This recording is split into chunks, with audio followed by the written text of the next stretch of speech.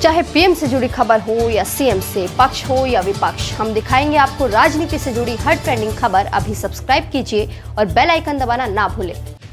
मुख्यमंत्री योगी आदित्यनाथ कोरोना से संक्रमित हो गए हैं, लेकिन उसके बावजूद भी योगी जी अपना कार्य पूरी क्षमता के साथ कर रहे हैं।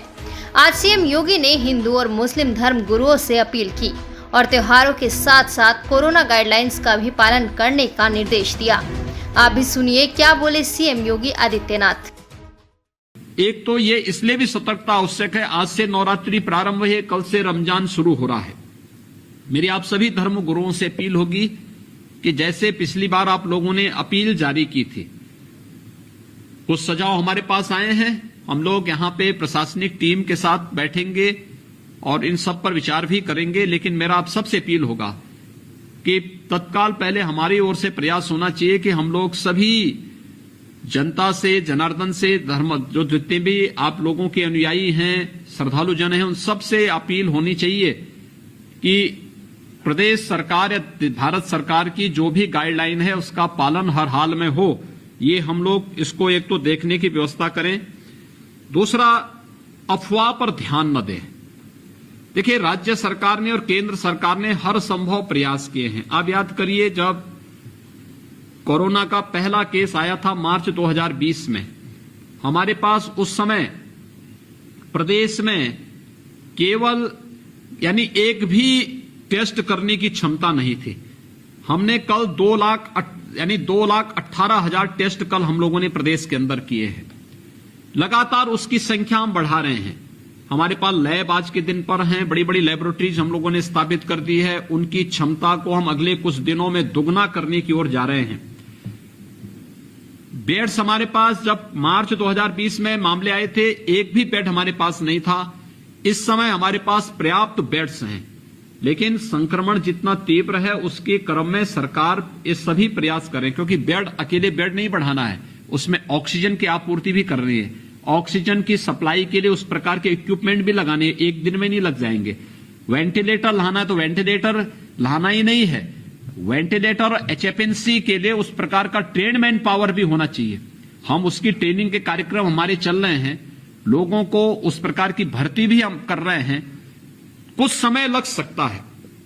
एम्बुलेंसेज ही आप आश्चर्य करेंगे, 4,000 से अधिक एम्बुलेंसेज हम लोगों ने राज्य में इसके लिए लगाई हुई हैं, जो केवल कोविड के पेशेंट को लाने ले जाने में ही योगदान दे रही है।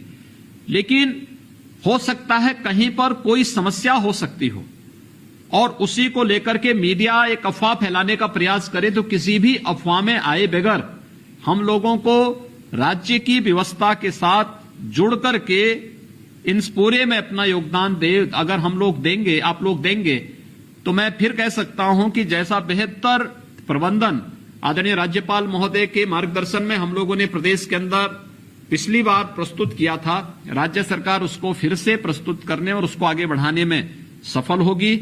मैं एक बार फिर से आज के इस कार्यक्रम में आदरणीय राज्यपाल महोदय का हृदय से अभिनंदन करता हूं, उनका स्वागत करता हूं कि उन्होंने पिछले 3 दिनों में अलग अलग तबके के साथ जो संवाद का कार्यक्रम रखा है। पहले दिन सर्वदलीय बैठक के माध्यम से सभी राजनीतिक दलों के साथ, कल स्थानीय निकाय के जितने भी हमारे प्रतिनिधिगण थे, मेयर, चेयरमैन और पार्षदगण थे, उनका मार्गदर्शन प्राप्त हुआ, क्योंकि उनकी बड़ी भूमिका है स्वच्छता, सैनिटाइजेशन, फॉगिंग में।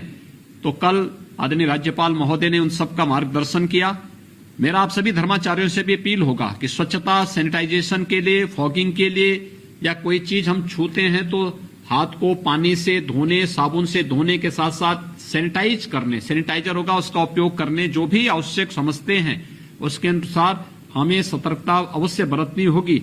ये मेरी आप सबसे अपील होगी। और आज आप सभी पूज्य संतों के साथ आदरणीय राज्यपाल महोदय का सानिध्य हमें प्राप्त हो रहा है। मैं उनका एक बार फिर से हृदय से स्वागत करता हूं, अभिनंदन करता हूं। आप सभी पूज्य संतों का, धर्मगुरुओं का, धर्माचार्यों का हृदय से अभिनंदन करता हूं, आभार व्यक्त करता हूं और विश्वास करता हूं कि आप सबका सहयोग पिछले 1 वर्ष से या सरकार को पिछले 4 साल से सरकार चल रही, सरकार के हर कार्यों के साथ आप सभी पूज्य संतों का, धर्मगुरुओं का सानिध्य प्राप्त हुआ है और ये फिर से प्राप्त होगा। ये मैं आप सबका एक बार फिर से हृदय से आभार व्यक्त करता हूँ। बहुत बहुत धन्यवाद। इस खबर में बस इतना ही। खबर को लाइक और शेयर जरूर करें और अपनी राय कमेंट बॉक्स में जरूर दें और चैनल को सब्सक्राइब करना ना भूलें।